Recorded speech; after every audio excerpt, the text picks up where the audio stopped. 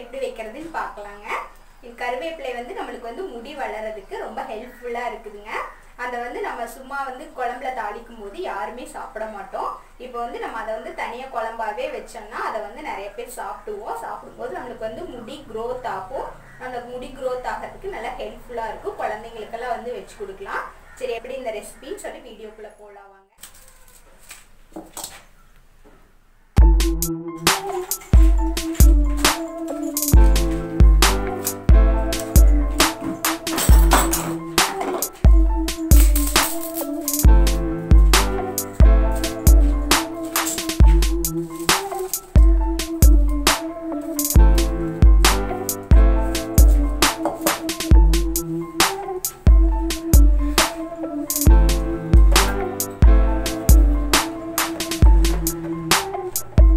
அடுப்பை ரெடி பண்ணிவிட்டு கடாய் நல்லா காஞ்சதுக்கப்புறம் 1 டேபிள் ஸ்பூன் எண்ணெய் எடுத்துக்கலாங்க. இப்போது கருவேப்பிலையை அந்த எண்ணெயில் நல்லா வதக்கி எடுத்துக்கலாம். கருவேப்பிலை ஈரமாக இருக்கக்கூடாதுங்க, ஈரம் இல்லாமல் போட்டுக்கலாம். ஈரமாக போட்டும்போது நம்மளுக்கு வந்து அது பொரிஞ்சு கருகிரும். அதனால் ஈரம் இல்லாமல் போட்டுக்கலாம்.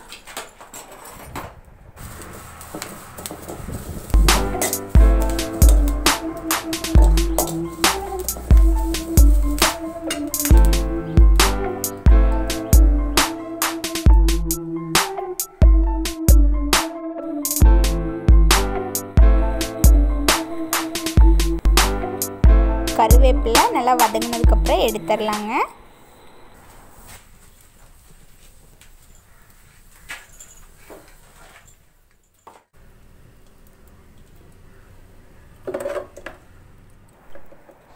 கருவேப்பிலையை நல்லா வதக்கி எடுத்துட்டுங்க நம்ம தாளிக்க ஆரம்பிச்சிடலாம். எண்ணெய் ஆட் பண்ணிவிட்டு தாளிக்கிறதுக்கு கடுகு, வெந்தயம், சீரகம், கடலைப்பருப்பு இதை போட்டு நல்லா தாளித்து விட்டுக்கலாங்க.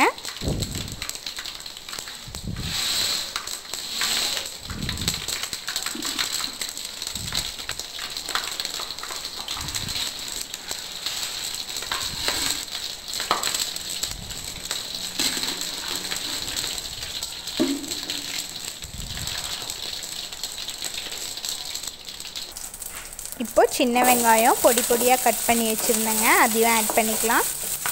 பூண்டு அதையும் பொடி பொடியாக கட் பண்ணி வச்சுருந்தேன், அதையும் ஆட் பண்ணிக்கலாம்.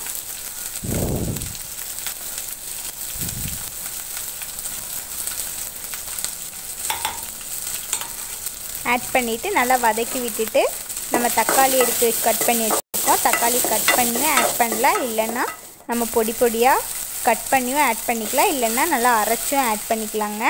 உங்களுக்கு எப்படி வசதியோ அந்த மாதிரி ஆட் பண்ணிக்கங்க. ஆட் பண்ணிவிட்டு நல்லா வந்து வதக்கி எடுத்துக்கலாங்க.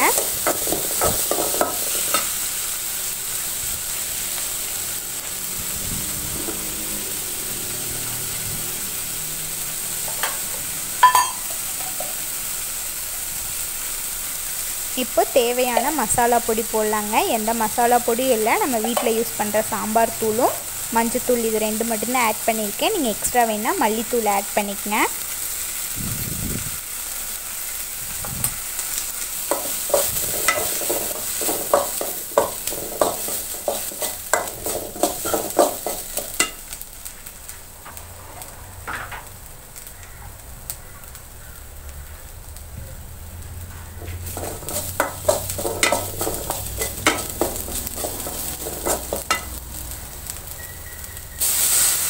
இப்போ தண்ணி உங்களுக்கு எவ்வளோ வேணுமோ, அந்த குழம்பு வந்து எவ்வளோ நம்மளுக்கு வேணுமோ அந்த அளவுக்கு ஆட் பண்ணிக்கங்க. ஃபஸ்ட்டு கொஞ்சமாக ஆட் பண்ணுங்கள், அப்புறம் பார்த்துட்டு கூட ஆட் பண்ணிக்கலாம். கருவேப்பிலை வந்து நம்மளுக்கு வந்து ஹேர் க்ரோத்துக்கு ரொம்ப யூஸ்ஃபுல்லாக இருக்குதுங்க. நம்மளுக்கு வந்து முடி வந்து ரொம்ப நாளைக்கு நரைக்காமல் இருக்கிறதுக்கு, ரொம்ப ஏஜ் ஆகிட்டாலும் நரைக்காமல் இருக்கிறதுக்கு வந்து நம்ம வந்து கருவேப்பிலை முதல்ல இருந்து எடுத்துகிட்டு வந்திருந்தோம்னா நம்மளுக்கு வந்து முடி ஏஜ் ஆனாலும் நரைக்காது. இப்போ நம்ம வதக்கி வச்சுருந்த கருவேப்பிலையும் துருவின தேங்காய் 2ஐயும் நல்லா நைஸாக அரைச்சி எடுத்துக்கலாங்க. தேங்காய் அதிகமாக சேர்த்த வேணாம், கொஞ்சமாக சேர்த்து அரைச்சிக்குங்க.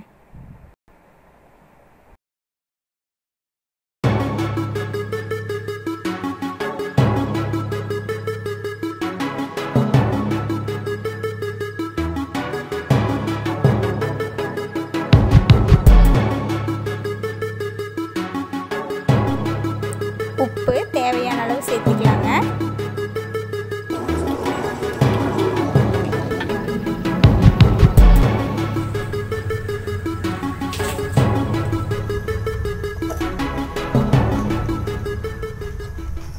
இப்போ நம்ம தேங்காயும் கருவேப்பிலையும் நல்லா நைஸாக அரைச்சி எடுத்துக்கிட்டோங்க.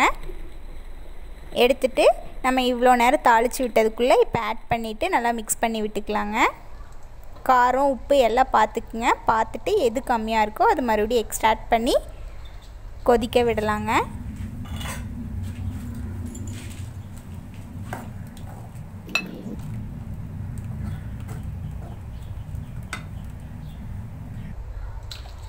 இப்போது நம்ம வந்து புளி ஊற வச்சுருந்தோங்க. ஒரு லெமன் சைஸில் வந்து புளி ஊற வச்சுருந்தோம். அந்த தண்ணியை கரைச்சி எடுத்துக்கலாங்க.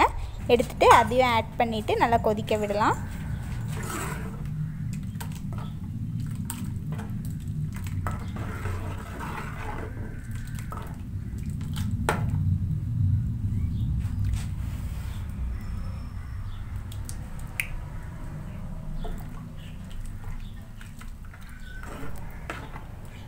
குழம்பு நல்லா கொதிச்சுங்க. ஒரு 15 மினிட்ஸுக்கு பக்கம் நல்லா கொதிக்கட்டும். நல்லா இஞ்சி நம்மளுக்கு ஒரு திக்கான அளவுக்கு கிடச்சதுக்கப்புறம் நம்ம வந்து இறக்கி வச்சிடலாங்க. குழம்பு வந்து கொஞ்சம் இனிப்பு டேஸ்ட் வேணும் அப்படின்னிங்கன்னா நீங்கள் வந்து கொஞ்சம் வெல்லம் இல்லைன்னா நாட்டு சக்கரை கொஞ்சம் ஒரு துளி சேர்த்துக்குங்க.